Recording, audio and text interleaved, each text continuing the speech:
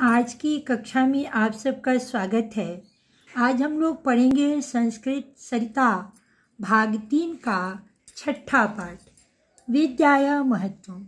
वैसे तो विद्याया महत्वम पर मैंने और भी वीडियो अपलोड किया है, आप वहाँ से इसे देख सकते हैं। फिर भी बच्चों का प्रश्न उत्तर पब्लिकेशन के हिसाब से थोड़ा सा चेंज हो जाता है, तो मैंने उन बच्चों के लिए प्रयास किया जिनके स्कूल में ये पुस्तक चलाई जा रही है। सबसे पहले हम इस पाठ में ये देखेंगे कि विद्या का मतलब होता है ज्ञान। जीवन में विद्या का बहुत ही महत्व है। इसके बिना व्यक्ति पशु के समान होता है। अगर ज्ञान नहीं है तो मनुष्य जानवर के समान है और समाज में आदर नहीं पाता है। जो ज्ञानी मनुष्य नहीं है, समाज उसका आदर नहीं करता है। अतः हमें पूरे मन से विद्या अध्ययन के लिए प्रयत्न करना चाहिए, यानी कि हमें पूरे मन से ज्ञान को अर्जित करना चाहिए, सीखना चाहिए। अपने गुरुजनों का हमेशा आदर करना चाहिए और उनसे विद्या पढ़ना ही हमारा कर्तव्य होना चाहिए। यह आपको प्रस्तावना में दिया गया है। इस पूरे पाठ में आपको विद्या के महत्व के बारे में ही बताया गया। तो सबसे पहला श्लोक है हमारा, विद्या ददाति विनयम विनयादयाति पात्रताम पात्रत्वाद धर्मापनोति धनाद धर्मः तथा सुखम। अर्थात विद्या नम्रता देती है, नम्रता से योग्यता आती है, पात्रत्वाद योग्यता से धन आता है, धनाद धन से धर्म यानी अपने कर्तव्यों का पालन करते हैं, तथा सुखम उसके बाद सुख का अनुभव होता है। तो संपूर्ण श्लोक का अर्थ हुआ कि विद्या नम्रता देती है, नम्रता से योग्यता प्राप्त होती है, योग्यता से धन प्राप्त होता है और धन प्राप्त करके मनुष्य अपने कर्तव्यों का निर्वहन करता है और उसके बाद उसे सुख की प्राप्ति होती है। अपूर्वः को अपि कोशो अयम विद्यते तो भारती वयतो वृद्धि मायाति क्षय मायाति संचयात। यहाँ पे ये कहा गया है कि भारती यानी सरस्वती का जो भंडार है, कोशो अयम, सरस्वती का यह भंडार अनोखा है। कैसा है? अनोखा है। किस तरह से अनोखा है? तो व्ययतो वृद्धि मायाति यानी ज्ञान, सरस्वती का भंडार ज्ञान है।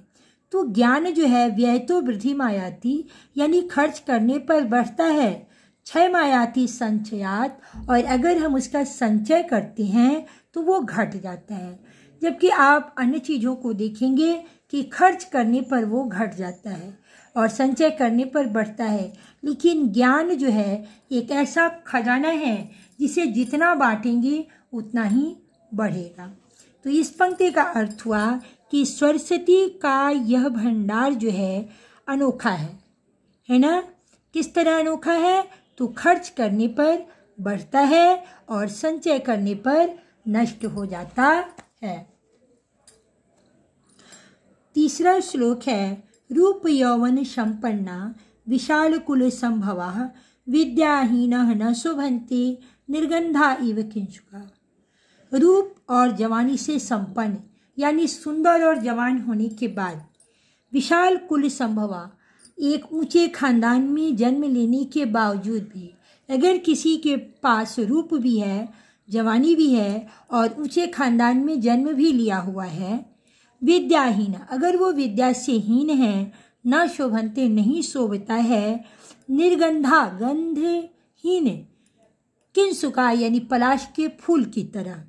तो इस लाइन को हम फिर से देखेंगे, रूप और जवानी से संपन्न विशाल कुल में जन्म लेने के बावजूद भी विद्याहीन मनुष्य उसी प्रकार से अशोभनीय है जैसे गंधहीन पलाश का फूल।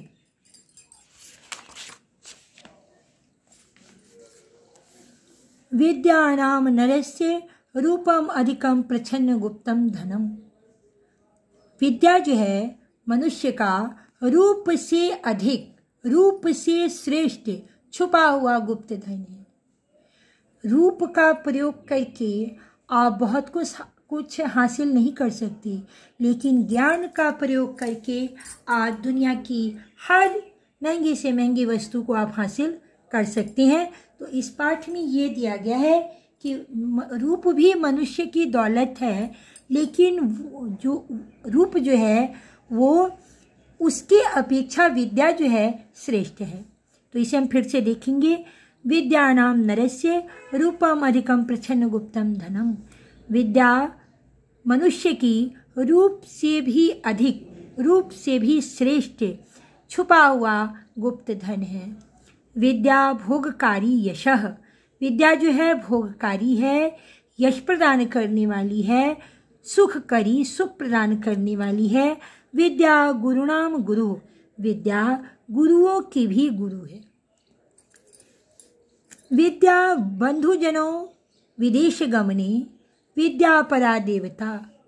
जब विदेश में हम होते हैं, यानी अपने परिवार के लोगों से दूर होते हैं, तो वहाँ पर विद्या जो है वो भाई की तरह हमारी सहायता करती है। विद्या परा देवता।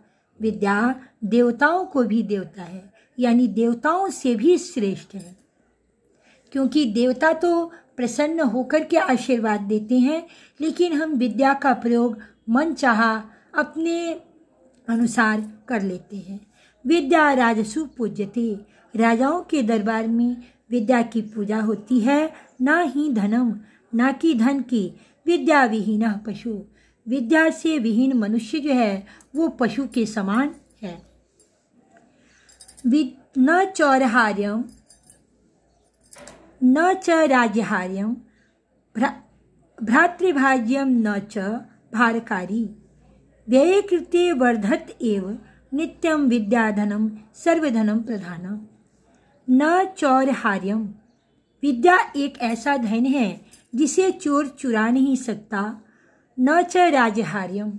राजा छीन नहीं सकता, हर नहीं सकता। न भ्रातृभाज्यम।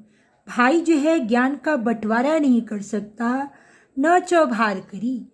विद्या बोझ नहीं है। व्यय कृत्य वर्धत एव नित्यम। यह खर्च करने पर नित्य ही बढ़ती है। विद्याधनम सर्वधनम प्रधानम। विद्या सभी धनों में श्रेष्ठ है। कामधेनु गुणा विद्या सर्वदा फलदायिनी। विद्या जो है वो कामधेनु के गुणों से युक्त है। कामधेनु एक ऐसी दुर्लभ गाय है जिसका वर्णन हमारे शास्त्रों में किया गया है। कामधेनु और कल्पतरु, ये कामधेनु ऐसी गाय है जिससे जो मांगा जाता था वो दुर्लभ वस्तु गाय प्रदान कर देती थी। तो विद्या कामधेनु की तरह है, क्योंकि विद्या का प्रयोग करके हम दुनिया की सारी दुर्लभ चीज़ें अर्जित कर सकते हैं। तो विद्या जो है कामधेनु गाय के गुणों से युक्त है ना, हमेशा फल देने वाली है। प्रवासे मातृ सदृशी। प्रवास में यानी घर से दूर रहने पर ये माता की समान हमारी रक्षा करती है। विद्या गुप्तम धनम अस्मृतम। विद्या जो है गुप्त धन है जो श्रेष्ठ है। विद्या गुप्त धन है जो श्रेष्ठ है, यानी विद्या छुपा हुआ गुप्त धन है। नेक्स्ट जो श्लोक है, चंपकेषु यथा गंधः। जिस प्रकार से चंपा के फूलों में सुगंध होती है, कांति मुक्ता फलेषु च, और मोतियों में चमक होती है। इक्षुदंडे च माधुर्यम, और ईख में गन्ने में मिठास होती है। तथा वैसे ही विद्या परिश्रम में होती है, यानी विद्या अर्जित करने के लिए परिश्रम की आवश्यकता होती है। नक्षत्रभूषणम चंद्रो नारिणाम भूषणम पतिः पृथिव्याम भूषणम राजा विद्या सर्वस्व भूषणम। नक्षत्र का आभूषण जो है वो चंद्रमा है। नारियों का आभूषण उसका पति है। पृथ्व्याम भूषणम राजा, पृथ्वी का आभूषण राजा है। और विद्या सर्वस्व भूषणम, विद्या सबका आभूषण है। मातेव रक्षति। विद्या जो है वो माता की तरह रक्षा करती है। पितेव हिते नियुक्ते, पिता की तरह हित की ओर लगाती है, यानी किस ओर आपकी भलाई होगी उस ओर आपका ध्यान आकर्षित करती है। कांतेव चाभिरम्यति, और पत्नी की तरह आपके कष्टों को दूर करके, अपनी ये खेदम आपके कष्टों को दूर करके आपका मन बहलाती है। चाभिरम्यति, आपके मन का थकान जो है आपके मन को बहलाती है, अपनी ये खेदम आपके दुखों को दूर करके। तो विद्या माता की तरह रक्षा करती है, पिता की तरह हित की ओर आपको नियुक्त करती है, उधर आपका ध्यान आकर्षित करती है कि, और कांतेव चाभिरम्यति, पत्नी की तरह आपकी थकान को दूर करके, अपनी एक खेदम आपकी थकान को दूर करके, चाभिरम्यति आपके मन को बहलाती है। लक्ष्मी तिनोति, विद्या जो है लक्ष्मी प्रदान करती है। वितनोति च दिक्षु कृति, और चारों दिशाओं में आपके यश को फैलाती है। किम किम न साधति कल्पलतेव विद्या, विद्या की तुलना कल्पलता से की गई है। जिस प्रकार से कल्पतरु कल्पलता से मनवांछित फल मिलता है, मनचाहा फल मिलता है, उसी प्रकार विद्या से भी हमें मनचाहा फल प्राप्त होता है। किम किम न साधति कल्पलतेव विद्या, ये कल्पलता की तरह विद्या क्या क्या नहीं साधति, यानी क्या क्या नहीं प्रदान करती। कहने का मतलब ये है, इस पंक्ति का अर्थ है कि विद्या के द्वारा हम हर कुछ हासिल कर सकते हैं। तो छात्रों से मेरा ये कहना है कि आप यहाँ पे इसका अन्वय दिया गया है पाठ में, आपके पाठ्य पुस्तक में, और शब्दार्थ है, आप इस शब्दार्थ को याद कर लेंगे। अब हम चलते हैं इस पाठ के अभ्यास की ओर। तो सबसे पहला प्रश्न है, एक पदेन उत्तरत, एक पद में उत्तर देना है। विनयम, विद्या किम ददाति, विनयम। धर्म कस्मात् भवति, धर्म किससे होता है, तो धनात्। व्ययतो विद्या किम भवति, खर्च करने पर विद्या क्या होती है, तो वृद्धिम बढ़ती है। विद्या कथम क्षयम आयाति, विद्या कैसे नष्ट होती है या क्यों नष्ट होती है, तो संचयात्, संचय करने से। नरस्य रूपम अधिकम किमस्ति, मनुष्य के रूप से भी श्रेष्ठ क्या है, विद्या। गुरुणाम गुरु का अस्ति, गुरुओं के गुरु कौन है, विद्या। विद्या कुत्र पूज्यते, राजसु, राजा के दरबार में। भार करी किम नास्ति, बोझ कौन नहीं है, विद्या। परिश्रम का वस्ति, परिश्रम में क्या रहती है, क्या निवास करती है, विद्या। नारीणाम भूषणम किमस्ति, औरतों का आभूषण कौन है, तो पति।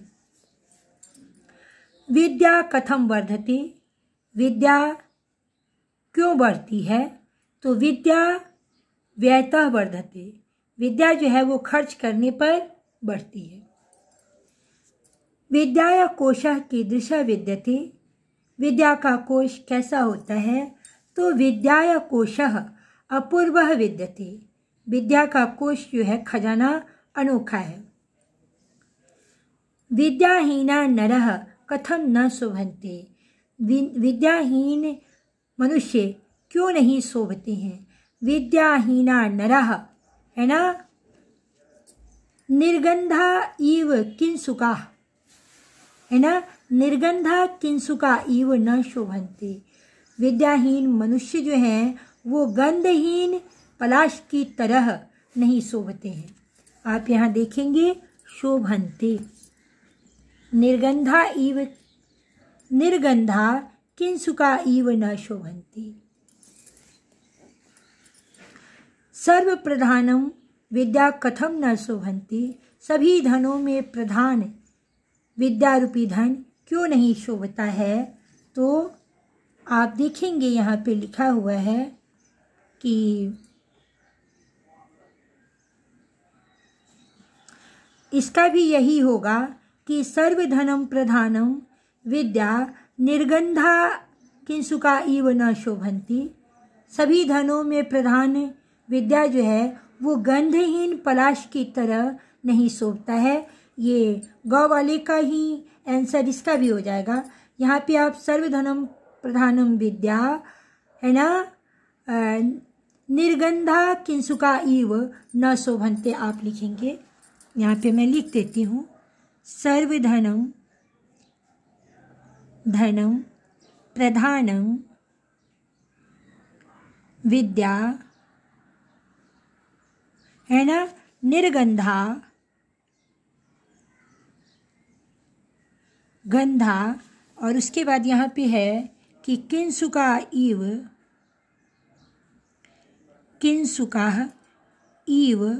न शोभन्ति।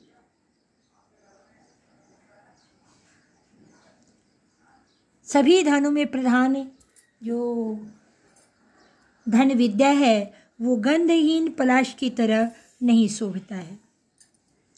कल्पलतेव किम किम करोति, कल्पलता क्या क्या करती है, तो लक्ष्मी तिनोति, लक्ष्मी को बढ़ाती है।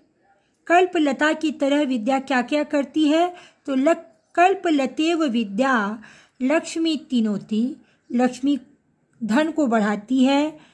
दिक्षु कीर्ति च वितनोति, और चारों दिशाओं में कीर्ति को फैलाती है। चंद्रः कस्य भूषणमस्ति, चंद्रमा किसका आभूषण है, चंद्रः नक्षत्रस्य भूषणम अस्ति, चंद्रमा नक्षत्रों का आभूषण है। विद्या कांतेव किम करोति, विद्या पत्नी की तरह क्या करती है, तो विद्या कांतेव अभिरम्यति खेदम अपनीयम च, विद्या जो है पत्नी की तरह है ना, आपके कष्टों को दूर करके आपका मन बहलाती है। यहाँ पे च लिखा गया है।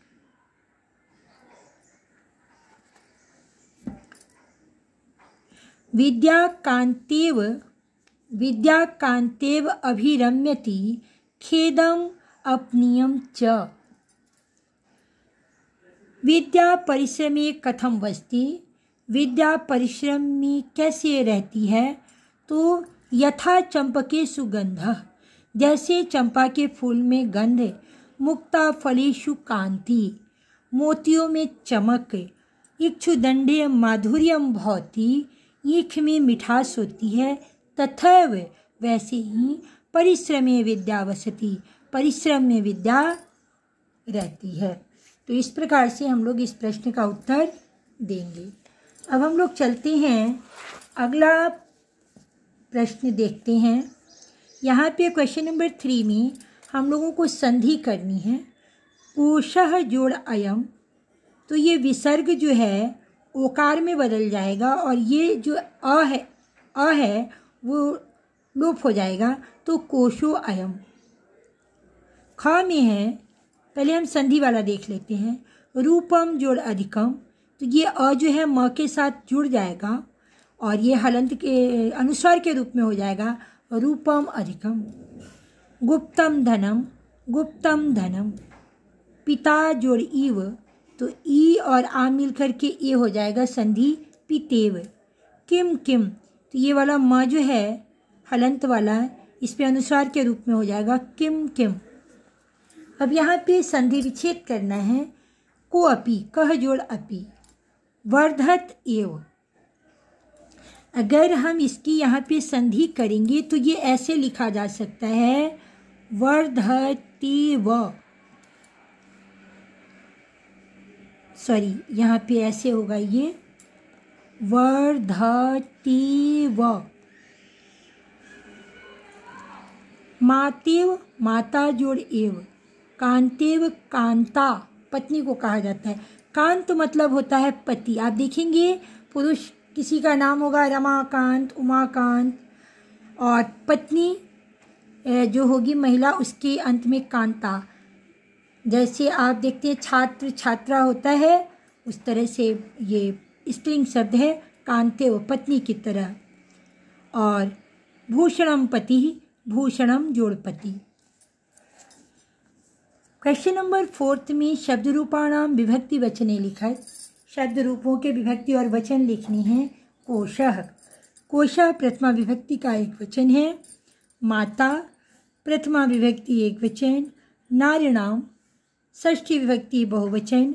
पात्रता द्वितीया विभक्ति एक वचन। प्रवासी सप्तमी विभक्ति एक वचन। निर्गंधा प्रथमा विभक्ति बहुवचन। गुरुणाम षष्ठी विभक्ति बहुवचन। और चंपकेशु सप्तमी विभक्ति बहुवचन के शब्द हैं।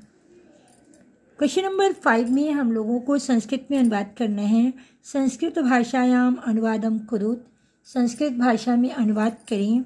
विद्या ही उत्तम धन है। विद्या एव उत्तमम धनम अस्ति। चाहे इसे इस ए को आ के साथ मिलाएंगे तो ए हो जाएगा। विद्यैव उत्तमम धनम अस्ति आप दोनों तरह से लिख सकते हैं। खर्च करने से विद्या बढ़ती है। खर्च करने से तो व्ययतः, यहाँ अपादान कारक होगा पंचमी विभक्ति। व्ययतः वृद्धिम आयाति। विद्या ही सबका आभूषण है। विद्यैव सर्वस्व भूषणम अस्ति। विद्या माता के समान रक्षा करती है। विद्या मातेव रक्षा करोति। विद्या माता की तरह रक्षा करती है।